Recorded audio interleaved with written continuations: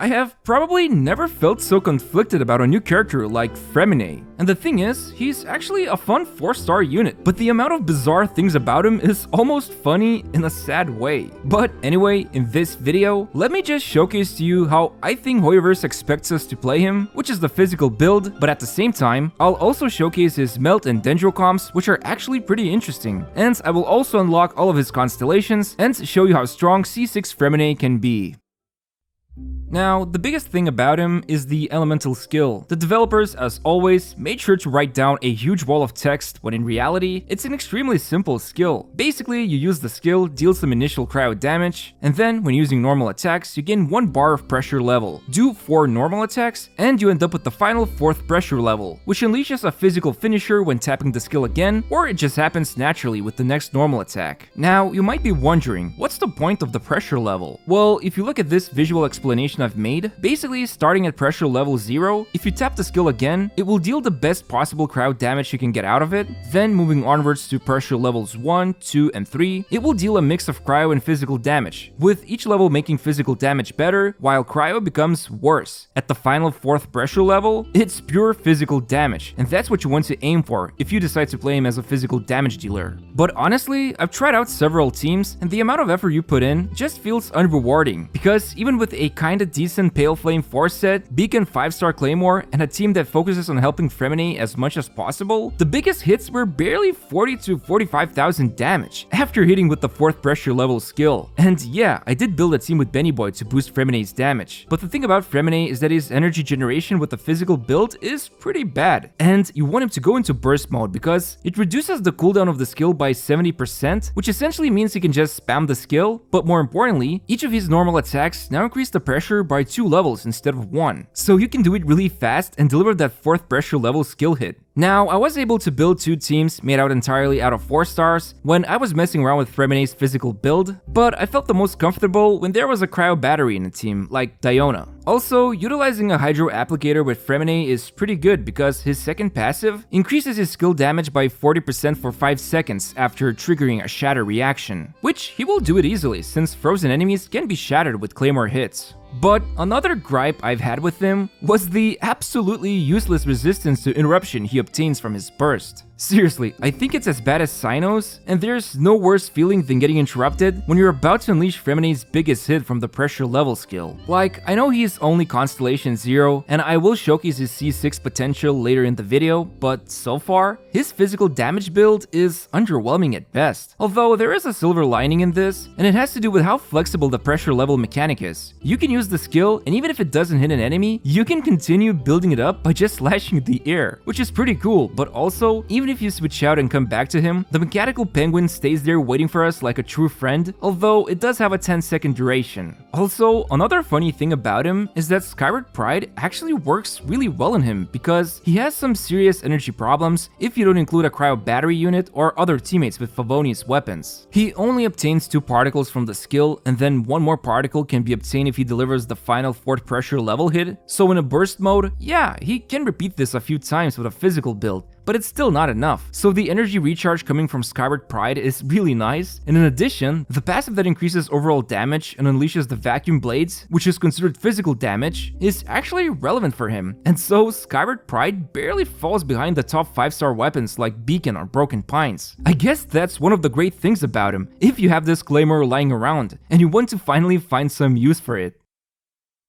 Now that we have the physical build out of the way, let's talk about his melt teams. Surprisingly enough, his burst has a decent multiplier, so he can deliver a nice chunk of damage to an enemy. And what's even cooler, thanks to the first passive, it reduces his skill's cooldown by 1 second if he didn't deliver a 4th level pressure hit. And this combined with the burst reducing skill's cooldown by 70%, he can essentially just spam the level 0 pressure attack from his skill. Because remember how I said when looking at this visual guide, you can see he can deal pure cryo damage if he doesn't build up the pressure meter? Yeah, you can just keep double tapping the skill button and dealing cryo damage twice. Just keep in mind if you accidentally do a normal attack, the cryo's multiplier becomes significantly worse. Now, I've built my Freminet with Lava Walker 4 set since the majority of the time, the enemy will have a Pyro Aura when he triggers Melt, so it's a big damage boost he's getting from the 4 set, but you can easily just go for any combination of 2 sets that provide cryo damage, attack percent, elemental mastery, or even energy recharge. I actually like this type of playstyle, although setting up for big melt damage without Kazuha can be a bit of a challenge, since you get so much more value out of double swirling both Pyro and Cryo instead of just swirling Cryo or Pyro with another Anemo unit. Still, we are talking about Freminet here, so of course there had to be some kind of a weird problem, and this time it has to do with the internal cooldown of the skill. Basically, if I just mindlessly keep tapping the skill button, I've noticed that almost always the melt happens on the initial hit, while the zero pressure level attack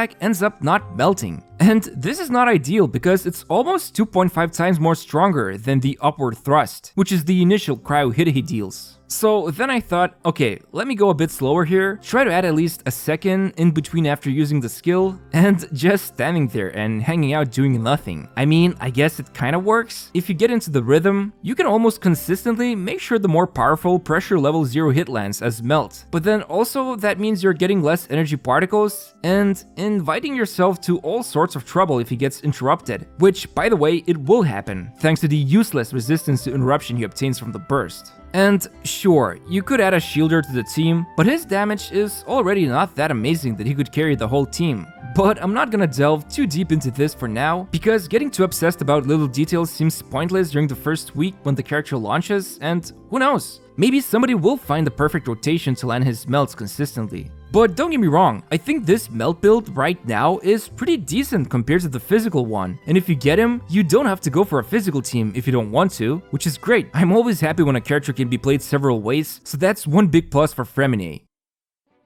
Alright, as I promised, let's fire up all of Freminet's constellations and see how good he actually is at C6. Starting with C1, the skill is pressurized hits, which are those finishers you unleash after tapping the skill for the second time. They gain 15% crit rate. Honestly, this is probably one of the better C1 upgrades for a 4-star, since the majority of Freminet's damage lies in his skill, and actually, if he is physical, that's the only physical damage he deals from his entire kit, excluding the normal attacks. So getting essentially 30 critical value is pretty amazing. Now, C2 is also pretty nice. Each time he delivers one of the pressurized hits from the skill, he will gain 2 energy, or 3 if it's a 4th level pressurized hit. So it will be about 12 energy total if using melt build, and about 6, maybe 9 energy if using the physical build. It's a great way to meet those energy recharge requirements when running him in teams when he badly needs energy. And as for the third constellation, just like Linny, he gains 3 extra levels for his normal attack, which is a rather unique upgrade, but nothing too crazy if I'm being honest. C4 is essentially a free 18% attack bonus you would get from one of those 2-set artifact bonuses. Basically, if he triggers Shatter, Freeze, or Superconduct reaction, he gets 9% attack boost for 6 seconds, and this can happen up to 2 times. Which frankly does matter because even if his ascension is attack percent, I still feel like he lacks so much attack when running teams without Benny, so it's a decent boost for him. C5 is just a nice plus 3 level boost to his skill damage, which is important both for physical and melt builds. While C6, similar to C4, when triggering one of those mentioned reactions, he gains 12% critical damage, and this can stack up to 3 times, so for a total of 36 crit damage. I think this is where his physical build starts to shine compared to Melt, because if you're running something like Broken Pines or the new craftable Tidal Shadow, or basically any claymore that doesn't have critical rate substat, that means you have to double down on obtaining critical rate from artifacts. But thanks to C6, he now also gets a big chunk of critical damage as well.